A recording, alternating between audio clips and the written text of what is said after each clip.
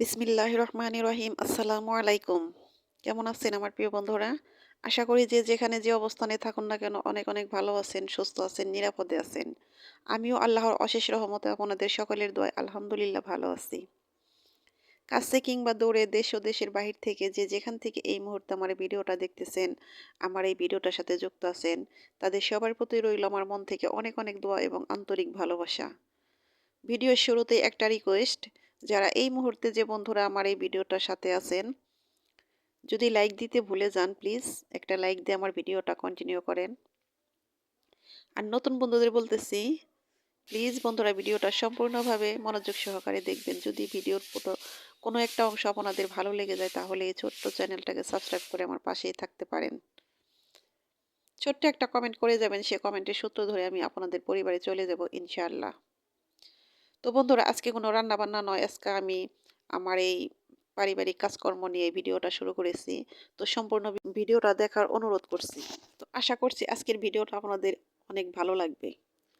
তো বন্ধুরা এই তো সকালবেলা উঠে প্রতিদিন তো আমি যে আমাদের বাড়ির সামনে যে উঠানটা সেটা ঝাড়ু দিই, সেটা আমি আপনাদের সাথে শেয়ার করি। তো আজকে বাড়ির সামনের উঠান সেটা আমি শেয়ার করিনি, তো সে উঠানটাও ঝাড়ু দিয়ে এসেছি। তো এখন ভিতর বাড়ি যে উঠানটুকু আছে সেটুকু আমি ঝাড়ু দিয়ে নিলাম। তো আগে ঘর ঝাড়ু দিয়েছি, তারপরে যে ঘরের সামনে যে উঠান আছে সেই উঠানটা ঝাড়ু দিয়ে ময়লা এক জায়গায় রেখে তারপরে ওই পাশ ঝাড়ু দিয়ে এসেছি।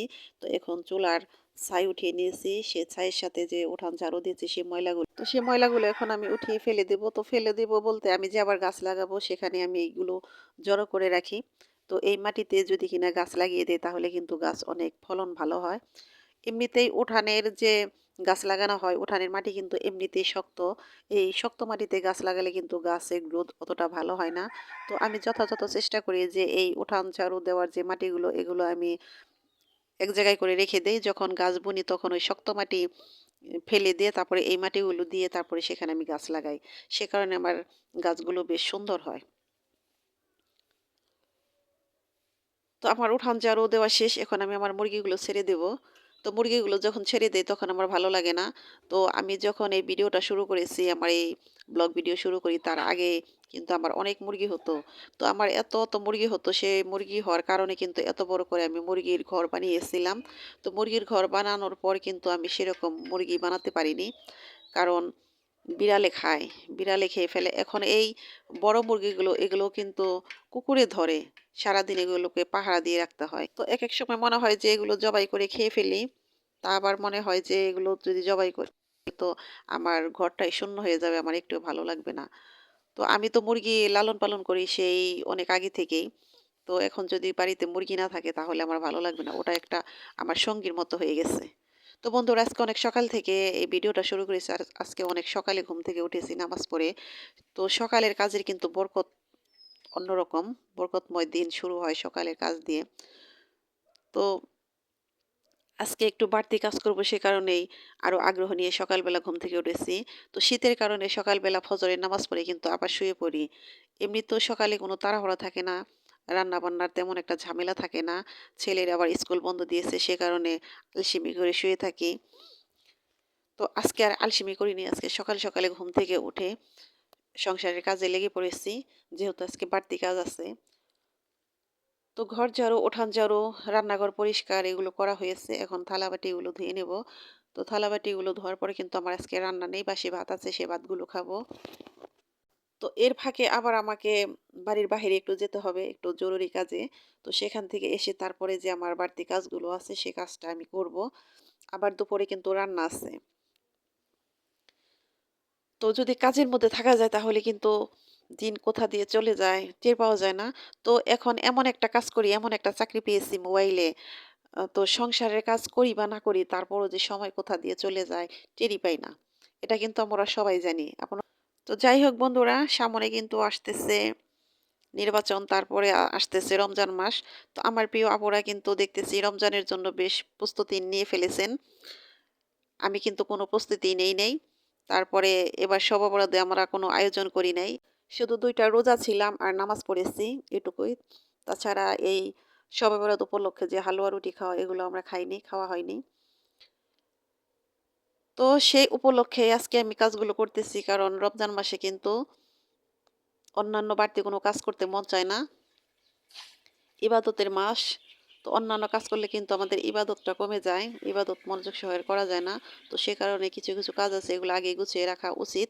তো যাই হোক আমার থালাবাটি ধোয়া শেষ। এখন আমি এই যে ফিল্টার করতেছি দেখেন। আমাদের এখানে তো পানিতে অনেক সমস্যা। পানিতে আয়রন আছে সে কারণে আমাদের ফিল্টার করে খাবার পানি, রান্নার পানি এগুলো সংগ্রহ করতে হয়। তো গোসলের পানিও কিন্তু ফিল্টার করে করতে হয়। ফিল্টার করে যদি গোসল না করি তাহলে চুল নষ্ট হয়ে যায়, কাপড়-চোপড় নষ্ট হয়ে যায়। আয়রনের কারণে কিন্তু এই আমরা যে ভাত রান্না করি এটা কিন্তু বৃষ্টির সময় ড্রাম ভরে রাখি বৃষ্টির পানি দিয়ে। তো ডাল আর হলো ভাত এগুলো কিন্তু সারা বছর আমরা বৃষ্টির পানি দিয়ে ফুটিয়ে রান্না করি। আর অন্যান্য যে তরকারি সেগুলো ফিল্টার করে করি। তো ওই ফিল্টারের পানি দিয়ে যদি ভাত রান্না হয় তাহলে ভাতও কিন্তু ভালো হয় না, কেমন যেন চ্যাপচ্যাপে হয়ে যায়। সে কারণে আমরা ওই বৃষ্টির পানি ধরে রাখি, সে পানি দিয়েই ভাত রান্না করি। তো আমার পানি উঠানো শেষ, রান্নার পানি, খাওয়ার পানি এগুলো উঠানো শেষ, সকালে ফিল্টার করেছি। এখন আমি এই যে গাছে একটু পানি দিতেছি। তো আমার গাছে পানি দিতে কিন্তু অনেক সময় লেগে যায়। তো এখানে তো কয়েকটা মরিচ গাছ, এটা শুধু দেখতেছেন। এছাড়া কিন্তু এর আগেও আরও কয়েকটা গাছে পানি দিয়েছে, যেমন লাউ গাছ, সিম গাছ, মিষ্টি কুমড়ো গাছ, তারপরে ফুল গাছ, এগুলোতে কিন্তু আগেই পানি দিয়ে এসেছি। তো এই মরিচ গাছে শুধু পানি দিতেছি, এটাই আমি আপনাদের সাথে শেয়ার করলাম। তো সকালবেলা যত কাজই করি না কেন আমি যদি গাছে পানি না দিই তাহলে কিন্তু আমার ভালো লাগে না। যদি কোনো কারণে একদিন পানি দেওয়া এখন মিস হয়ে যাবে, তো যদি যখনই মনে হবে আমি তখনই দেব। সকালে যদি তাড়াহুড়া থাকে, দেখা যায় যে রান্না-বান্না শেষ করে তারপরে হলো আমি গাছে পানি দেই। তো গাছে পানি না দিলে আমার মনে হয় যে আমার গাছগুলো না খেয়ে আছে। তো সে কারণে আমার গাছগুলো কিন্তু অনেক সতেজ সুন্দর থাকে। এই তো দেখুন এই গাছগুলোতে আমি কিন্তু আগে পানি দিয়ে রেখে গিয়েছি। কত সুন্দর লাগতেছে দেখতে, একদম সতেজ, ভালো লাগে।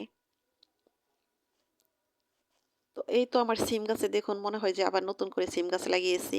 কত সুন্দর ফুল এসেছে। গাছ তো মনে হলো যে মরেই গেছে, গাছে কোনো সিম ছিল না। আবার মাশাআল্লাহ এই যে সিম গাছে সিম ফুল দেখে আবার গাছের যত্ন আবার ভালো করে নিতেছি। তো গাছের ফলন যদি ভালো হয় তাহলে কিন্তু গাছের যত্ন নিতেও ভালো লাগে। তো সিম গাছের ফুল দেখে তো আমি অবাক, গাছের মতো দেখা যায় না অথচ এত সুন্দর ফুল এসেছে, আবার আবার সিম আসবে। তো এই হলো আজকে আমার এই যে কাজ, আমার ছোট্ট একটা সংসার, সেই ছোট্ট শখের নিয়ে সেই নেটটাকে আমি আজকে মনের মতো করে একটু পরিপাটি করে গুছাবো। অনেক দিন ধরে ঘরে ওভাবে ঝাড়ু দেওয়া হয় না। তো ঘরে যদি কিনা একটু ময়লা হয়ে যায় তাহলে কিন্তু দমটা আমার বন্ধ হয়ে আসে। ঘরের ভিতরে ঢুকলে ভালো লাগে না। তো মোবাইলে সময় দিতে, দিতে মনে এমনই হয়ে গেছে যে ঘরের দিকে তাকানোরও মনে হয় যে সময় পাই না। তো আজকে ভাবলাম যে যত যাই করি না কেন আজকে আমি এই ঘরটাকে পরিপাটি করবোই। তা না হলে আমার ভালো লাগবে না। তো এটা হলো এই যে আমার বড় ছেলের রুম। আমার বড় ছেলে তো সামনে নির্বাচনে আসবে। ৪ দিন বন্ধ আছে। তো সে কারণে ঘরটা ভালো করে আরো পরিপাটি করতেছি।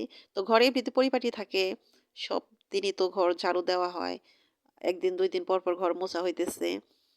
তো ওভাবে যে ঘরের যে জুলগুলো থাকে মাকড়সা ওগুলো ফেলা হইতেছে না। তো মাকড়সা ফেলে দেই মাঝে, মাঝে দেখলেই। একটা মাকড়সা এমনিতে ঘরে নেই। কিন্তু এই আনাচে-কানাচে যে বাটামের মধ্য দিয়ে ময়লা লেগে থাকে এগুলো যদি কিনা ভালো করে না ঝাড়ু দেওয়া হয় তাহলে কিন্তু এগুলো যায় না। এগুলো লেগেই থাকে। তো আজকে কিন্তু ঘর থেকে আমার অনেক ময়লা বের হয়েছে। তো এভাবে প্রত্যেকটা কোণায়, কোণায় একবারে সুন্দর করে ঘষে, ঘষে আমি পরিষ্কার করে নিয়েছি। তো অফ ক্যামেরা তো অনেক পরিষ্কার করে নিয়েছি। কারণ এত তো আর আমি আপনাদের সাথে শেয়ার করতে পারব না। এই ঘরটা ঝাড়ু দিতে আমার প্রায় ৩ ঘন্টা টাইম লেগে গেছিল সবকিছু মিলিয়ে।